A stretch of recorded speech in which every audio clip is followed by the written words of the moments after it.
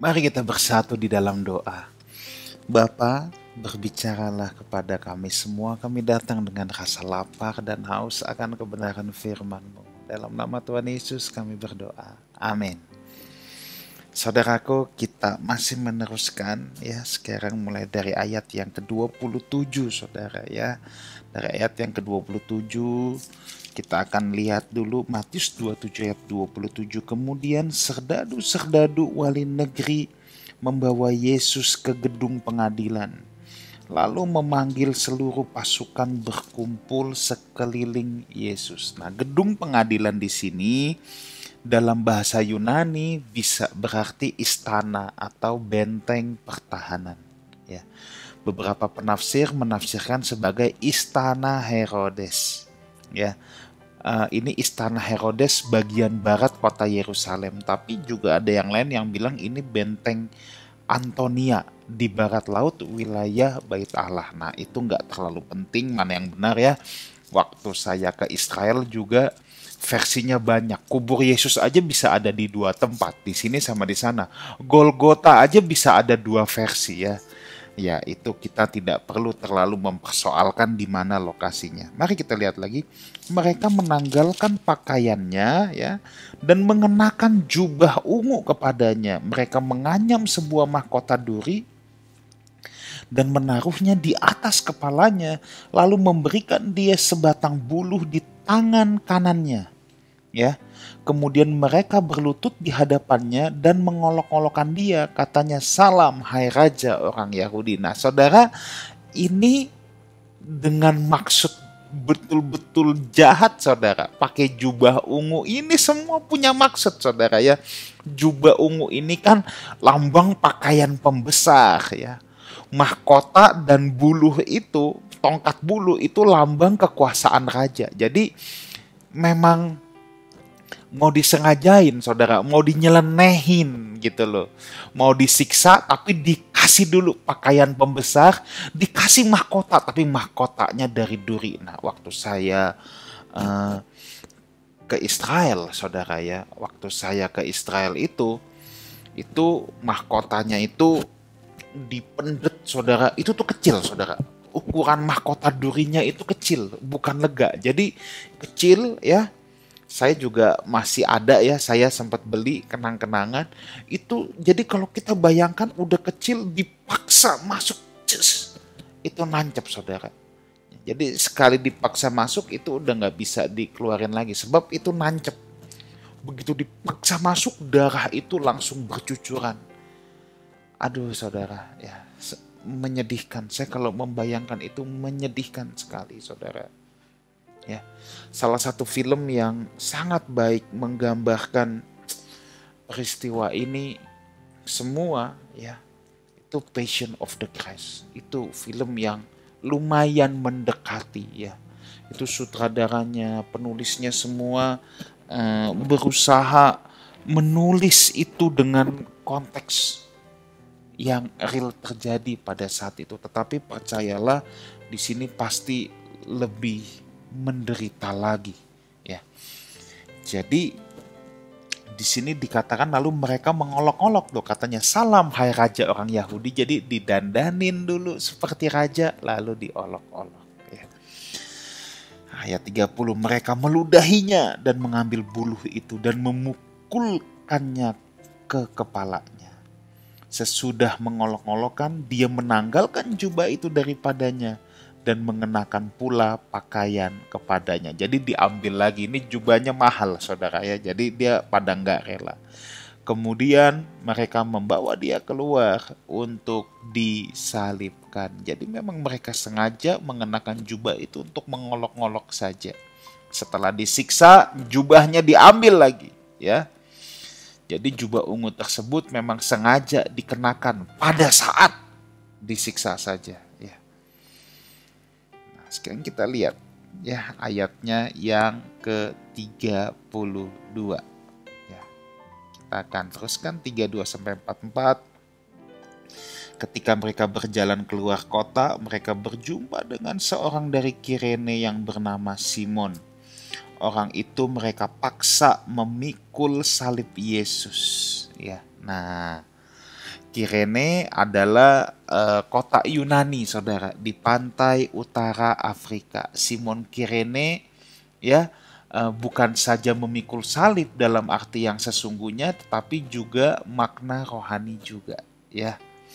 Nah, makna rohaninya apa, saudara? Gini, Simon Kirene ini benar-benar memikul salib. Betul, salib fisik Tuhan Yesus dia pikul, tapi juga saya katakan makna rohaninya pun memang memikul salib itu seperti Simon dari Kirene ini. Ini orang Afrika, saudara. Kenapa saya katakan makna rohaninya juga dapat? Memikul salib adalah memikul beban yang seharusnya bukan menjadi beban kita, tapi kita pikul oleh karena pekerjaan Tuhan. Itu memikul salib.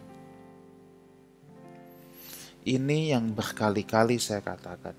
Penderitaan yang seharusnya kita tidak pikul, atau seharusnya sebenarnya kita nggak usah menderita, tapi demi sebuah panggilan pekerjaan Tuhan kita menjalani itu, saudara ya. Kita menjalani itu, ya. Itu pikul salib. Itu pikul salib, saudara. Makanya saya selalu bilang, ya, kalau masalah rumah tangga gitu ya, lalu jangan bilang istri itu ini salibku. Istri itu bukan salib, saudara. Ya. Rumah tangga nggak bahagia itu kan penyebabnya dua. Yang pertama tidak belajar. Ya, tidak belajar. Kalau saudara mau ahli di suatu bidang kan saudara harus belajar. Kalau saudara mau anak saudara bisa renang, saudara lesin berenang. Kenapa? Untuk belajar renang. Saudara mau ahli di bidang apapun, saudara harus belajar. Nah, kenapa untuk rumah tangga kita nggak mau belajar? Yang kedua, bisa aja salah kawin. Ya, tapi ya sudah, nasi udah jadi bubur. Makanlah bubur itu sampai habis. Yang paling bisa adalah bubur itu kita bikin bubur ikan, bubur babi, biar nggak hambar, saudara. Tapi kan ada banyak orang gitu. Udah nggak harmonis, ya udah saya nggak cerai. Inilah salib yang saya pikul loh. Itu lu yang milih dulu kok dibilang salib. Nah, kalau Simon dari Kirene, ini kan bukan salibnya dia, tapi dia pikul. Oleh karena pekerjaan Tuhan, ya. Nah, jadi saudara harus bisa membedakan. Ada orang yang hidupnya boros, nggak bisa atur keuangan. Jadi keuangan sulit, lalu bilang inilah salib yang kupikul. Itu bukan salib. Please deh, please. Itu bukan salib, saudara ya. Oke, kita teruskan dulu, ya. Maka sampailah mereka di suatu tempat yang bernama Golgota, artinya tempat tengkorak. Lalu mereka memberi dia minum bercampur empedu. Setelah ia mengecapnya, ia tidak mau lagi meminumnya. Nah, saudara, ada yang menafsirkan anggur yang dikasih ke Yesus itu dicampur obat bius supaya tidak terlalu terasa sakit. Tapi jelas itu bukan maksud, ya. Injil Matius menuliskan, kita juga nggak tahu benar ada obat biusnya atau enggak, ya. Empedu di situ bicara sesuatu yang sangat pahit, ya, sesuatu yang sangat pahit. Kita teruskan dulu. Sesudah menyalibkan dia, mereka membagi-bagikan pakaiannya untuk dengan membuang undi. Ya, jadi memang mereka ini betul-betul tidak punya hati, saudara ya. Kalau kita ke Israel, kalau saudara punya kesempatan, saudara bisa pergi itu, ya. Kita akan, itu biasa kita melewati jalan Via Dolorosa, kita bisa menghayati bagaimana Tuhan Yesus memikul dosa umat manusia, saudara. Saya sangat terharu dan saya menikmati perjalanan itu. Menikmati dalam arti memang betul apa yang ditulis Alkitab. Ini real, ini gak dibuat-buat. Ini semuanya nyata, saudara. Ini semuanya nyata. Ya, kita teruskan dulu. Lalu mereka duduk di situ menjaga dia, dan di atasnya terpasang tulisan yang menyebut alasan mengapa ia dihukum. Inilah Yesus, Raja orang Yahudi. Kira-kira tulisannya seperti itu. Inilah Yesus, Raja orang Yahudi. Inilah Yesus, Raja orang Yahudi. Ini sebuah hinaan, saudara. Ini sebuah bentuk pelecehan sebenarnya. Sebab tuduhan yang dituduhkan pada Yesus, orang ini mengaku-ngaku raja. Orang ini mengaku-ngaku Mesias, bahkan katanya bisa merobohkan bait Allah dalam 3 hari. Makanya ketika disiksa, ya, yang kita udah belajar tadi, sengaja dikasih mahkota duri, sengaja dikasih jubah ungu, melambangkan lu merasa diri lu raja kan gitu. Nih, disiksa. Sampai di salibnya pun ditulis INRI, inilah Yesus, Raja orang Yahudi. Ini sebuah hinaan, sebuah cemoohan, saudara ya. Bersama dia disalibkan. Bersama dia disalibkan 2 orang penyamun, seorang di sebelah kiri dan seorang di sebelah kanan. Ini Yesus udah disalib ya saat peristiwa ini. Saya bacakan dulu deh ya sampai ayat yang ke-44. Orang-orang yang lewat di sana menghujat dia dan sambil menggelengkan kepala. Mereka berkata, "Hai engkau yang mau merubuhkan bait suci dan membangunnya kembali dalam 3 hari, selamatkanlah dirimu jika engkau anak Allah. Turunlah dari salib itu." Demikian juga imam-imam kepala bersama-sama ahli-ahli Taurat dan tua-tua mengolok-olok dia, dan mereka berkata, "Orang lain ia selamatkan, tetapi dirinya sendiri tidak dapat ia selamatkan. Dia Raja Israel," katanya, "baiklah ia turun dari salib dan kami akan percaya kepadanya." Ia menaruh harapannya pada Allah. Baiklah Allah menyelamatkan dia jikalau Allah berkenan kepadanya. Karena ia telah berkata, "Aku adalah anak Allah." Bahkan penyamun-penyamun yang disalibkan bersama-sama dengan dia mencela demikian juga. Yesus dicela. Yang menarik di sini, saudara, Yesus memilih tidak turun dari salib. Bisakah Yesus turun dari salib? Kalau dia mau, dia bisa, tapi dia tidak lakukan itu. Bukankah dulu di padang gurun Yesus juga pernah dicobai untuk membuktikan dirinya sebagai anak Allah? Ketika Yesus dicobai, "Jatuhkan dirimu, suruh malaikat-malaikat tangkap." Emangnya Yesus tidak bisa? Yesus bisa. Tetapi dengar baik ini, Yesus tidak menggunakan kuasanya. Dia benar 100% manusia. Dia merasakan penderitaan kita, dia merasakan kelemahan kita. Tujuan dia datang adalah menyatakan kasih Allah kepada dunia ini. Menyelamatkan orang-orang yang berdosa. Dengar baik ini, saya juga pernah katakan, kasih dan kuasa gak bisa jalan barengan. Kekristenan tidak perlu menjawab tantangan orang dunia dengan kuasa. Dengar baik ini, kekristenan tidak perlu menjawab tantangan orang dunia dengan kuasa. Jadi saudara nggak perlu nantang-nantangin, misalnya di situ ada dukun yang bisa menyembuhkan. Saya buktikan Allah saya lebih hebat. Nggak usah diadu-aduin gitu kuasa Tuhan, saudara. Tapi itu kenyataannya bahwa kalau cuman mujizat kesembuhan, maaf, setan juga bisa bikin itu. Jamin. Setan juga bisa bikin itu. Dan itu nggak aneh. Setan pun bisa bikin itu. Kalau cuman mujizat kesembuhan. Ya, setan pun bisa bikin itu, saudara. Tetapi kasih dan kuasa tidak bisa berjalan bersama. Yang setan gak bisa bikin itu kasih. Jadi orang Kristen menjawab tantangan dunia itu bukan dengan kuasa, tapi dengan kasih dan karya. Dengan kasih dan karya. Kalau saudara mau menjadi terangnya Kristus, tebarkan kasih dan berbuatlah sesuatu untuk banyak orang. Cuman sekedar melakukan hal-hal yang kelihatannya powerful dengan kuasa, saudara nggak bisa jadi saksi. Cuma terlihat sakti jadi saksi enggak. Percayalah. Kalau mau jadi saksi, tebarkan kasih dan karya. Kalau cuma kuasa, itu cuma sakti. Yesus datang untuk menyatakan kasih Allah kepada dunia ini.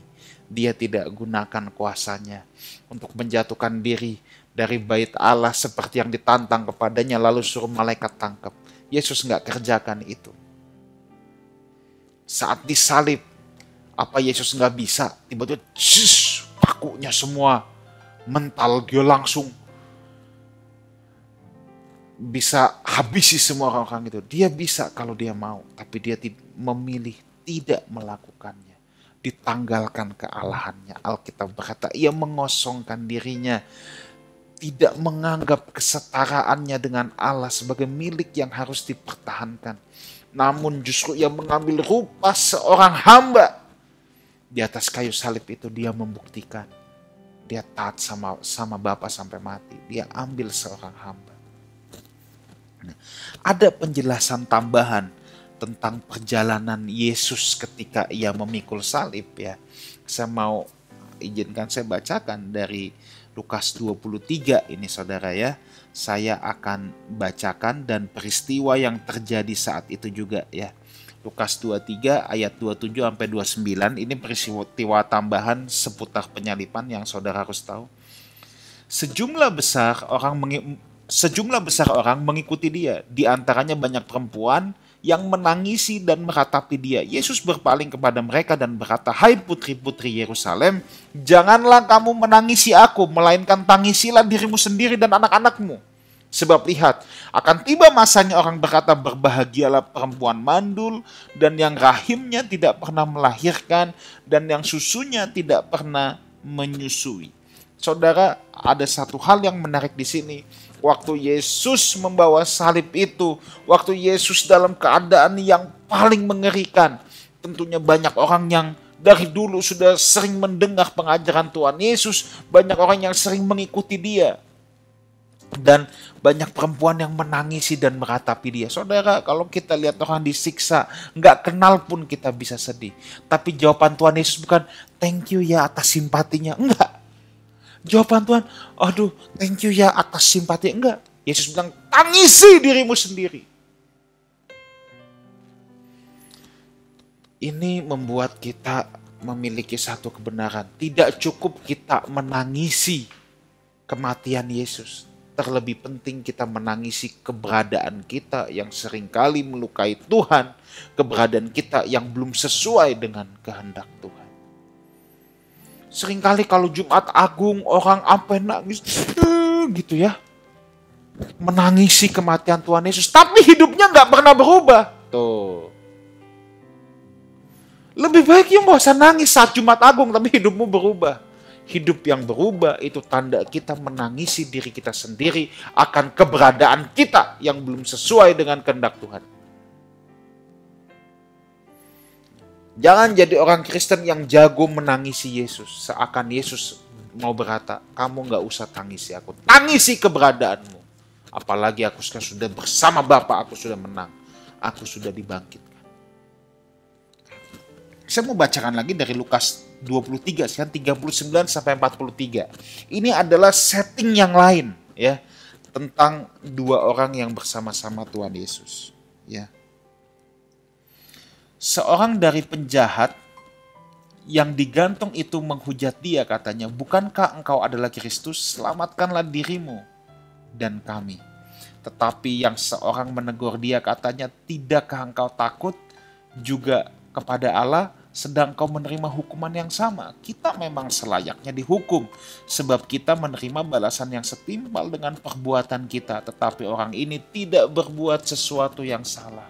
Lalu ia berkata, "Yesus, ingatlah akan aku apabila engkau datang sebagai raja." Kata Yesus kepadanya, "Aku berkata kepadamu, sesungguhnya hari ini juga engkau akan bersama-sama aku di Firdaus." Ada dua orang bersama-sama dengan Tuhan Yesus, yang seorang, ada dua penjahat kanan dan kiri. Yang pertama bilang, "Bukankah engkau Kristus? Selamatin dong dirimu dan kami." Nah, kita nggak tahu ini sebelah kanan atau sebelah kiri ya. Dan jangan ditafsir sebab Alkitab juga nggak ngomong. Tapi yang jelas salah satu dari antara mereka bilang, "Lu kan raja, lu kan Mesias." Kristus Itu kan Mesias, selamatkan dong dirimu, selamatkan kami juga. Tapi yang seorang lagi dengan luar biasa berkata, tidakkah engkau takut kepada Allah? Kalau kita memang layak dihukum, sebab kita menerima balasan yang setimpal, tapi orang itu tidak berbuat sesuatu yang salah. Lalu ia berkata, Yesus, ingat aku akan ketika engkau datang sebagai Raja. Yang satu mencari keuntungan diri sendiri, selamatin juga dong kami. Lihat, yang seorang lagi mempercayai Yesus. Nah ini beda ya. Yang satu mau pura-pura percaya doang. Lu kan Kristus. Padahal dia nggak percaya, dia hanya mau mencari keuntungan. Berapa banyak orang yang datang sama Tuhan begini. Engkau kan Tuhan, kasih aku mujizat dong. Padahal dia nggak percaya, cuma lagi cari keuntungannya sendiri. Lihat. Padahal dia nggak percaya, dia cuma lagi cari keuntungan sendiri. Ini kan fenomena yang banyak terjadi, saudara. Tuhan, buktikan kuasamu.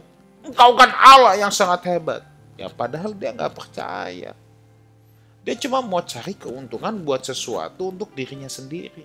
Nah sedangkan yang satu lagi, dia mempercayai Yesus. Dia nggak suruh dibebaskan, dia nggak cari keuntungan untuk dirinya sendiri. Dia nggak minta Yesus lepasin dari salib, tapi dia mempercayai Yesus.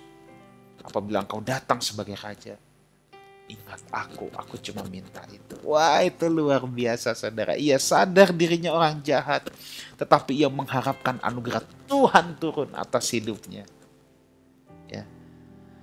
Apakah kita ceroboh dan berkata nanti saja, tunggu detik terakhir aku dapat berbalik sama Tuhan seperti penjahat. Nah ini ada banyak orang yang seperti begini saudara ya. Berpikir bahwa gue bertobat detik terakhir aja kayak penjahat di samping salib Tuhan Yesus. Jangan sesat, Allah tidak dapat dipermainkan. Saya mau saksikan buat saudara begini. Satu kali ada satu orang jemaat, papanya sedang sakit. Kita tiap malam berdoa, Tuhan kami mohonkan anugerah Tuhan supaya dia boleh mengenal Engkau sebagai Tuhan dan Juru Selamat. Di ujung akhir hidupnya saudara, saya kaget. Dia betul-betul mau terima Tuhan Yesus. Itu benar-benar di ujung akhir hidupnya. Dan saya percaya Bapak ini seperti penjahat di samping Tuhan Yesus yang berkata, ingatlah akan aku apabila engkau datang.